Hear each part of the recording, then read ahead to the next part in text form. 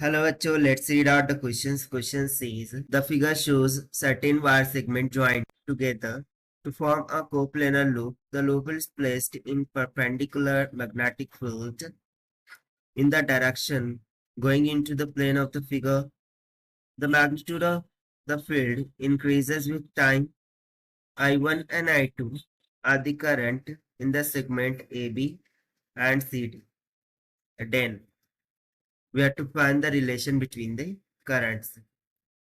आप डायग्राम में देख सकते हैं कि एक कोप्लेनर लूप है, उसको मैग्नेटिक फील्ड में प्लेस किया गया है, जहां पर magnetic field is perpendicular to the direction going into the plane and I1 I2 are the currents through A B and C D.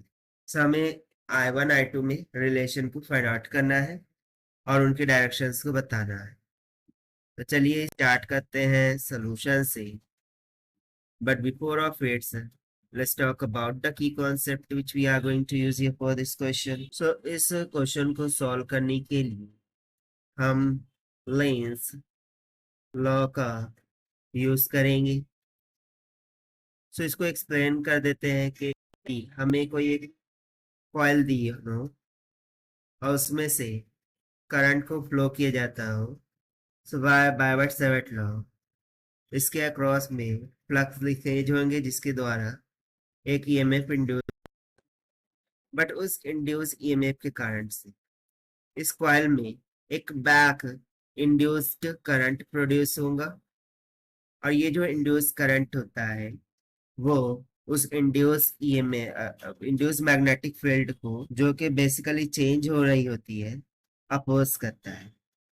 So Lenz law we can say that the loop will generating a magnetic field opposite to the applied field in order to nullity the changing magnetic field. The by the means of this same concept, चलिए देखते हैं हम इसको यहाँ पर फिर solutions. So यदि मैं यहाँ पर देखूं, so magnetic field is perpendicular and direction is going into the plane. यानी कि यहाँ पर मैग्नेटिक फील्ड की जो डायरेक्शन है वो इनटू द प्लेन है, ऐसा हमें given है। So by the means of Len's law, so by Len's law, the loop will generate its own magnetic field, which we called as induced magnetic field, induced magnetic field, which will be in opposite to applied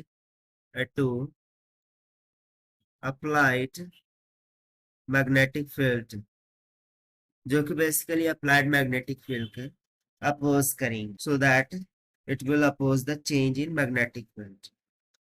So let us say the curl finger of our right hand, यानी कि यदि मैं यहाँ पर right hand का concept use करूँ, like this, के thumb को इस तरीके से लूँ एंड फिंगर्स को मैं कर्ल कर लूँ।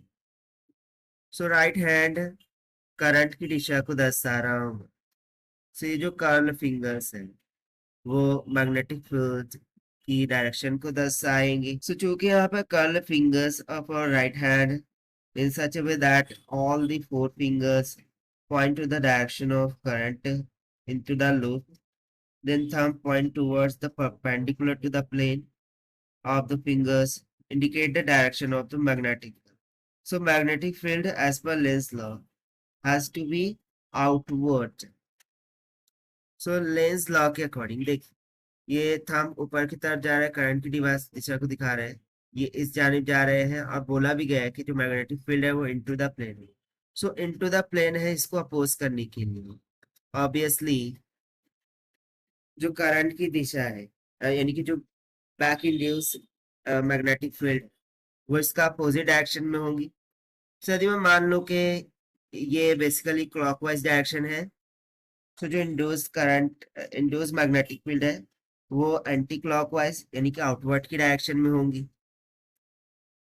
सो हम बोलेंगे कि be induced in anti-clockwise direction, anti-clockwise direction to oppose the applied magnetic field. So if we place the sum such that it points outward, the fingers will direct from D to C and then from A to, ठीक है. So यदि हम thumb को इस तरीके से रखें कि वो आउटवर्ड डायरेक्शन में पॉइंट कर रहा हो, सो जो मुड़ी हुई उंगलियां हैं वो देख रही है यहाँ पर, मुड़ी हुई उंगलियां, ये डी से सी इस जानिब जा रही है. देखिए मैंने यहाँ पर डायरेक्शन भी दिखाया है. मुड़ी हुई उंगलियां कहाँ से कहाँ तक जा रही है, डी टू सी, ठीक है. और उसी तरीके से अंदर की जानिब देखे सो फिर ए टू बी इस तरीके से जा रही. अब अकॉर्डिंग टू क्वेश्चन हमें बोला गया था कि ए बी से फ्लो होने वाला करंट I1 है. I1 is throughout the AB and I2 is throughout the CD. Correct. So चूंकि D to C current flow हो रहा है जो कि बेसिकली I2 के लिए है. सो D to C इस तरीके से करंट फ्लो हो रहा है. सो हम सिंपली बोल देंगे flow of currents will be for I1. Flow of current कहाँ से कहाँ रहेगा, हमने डायग्राम में लिखा है ए टू बी, ए से बी की तरफ, and for I2 flow of current will be from D to C. अब देखिए यही हो जाएगा हमारा required answer to this question. So इसके अकॉर्डिंग यदि हम अब ऑप्शन चेक करें, सो यहाँ पर I1 is in the same direction as BA and I2 is in the direction of CD. तो ऑप्शन डी यानी कि I1 will be in the direction of B to A and I2 will be in the direction of D to C. Option D is going to be correct. Well, if we talk about I1 and I2 to be greater or less than, so ये हम यहाँ पर conclusion नहीं निकाल सकते क्योंकि उसके लिए हमें I1 I2 का मान नहीं पता है. तो चूंकि उनकी सिर्फ पता है, सो उसके according we cannot state whether they are greater than or less than to each other. और बाकी C तो already incorrect हो गए. So only option D is correct. So this is the required solution. I hope you understand. Full best of luck. Thank you.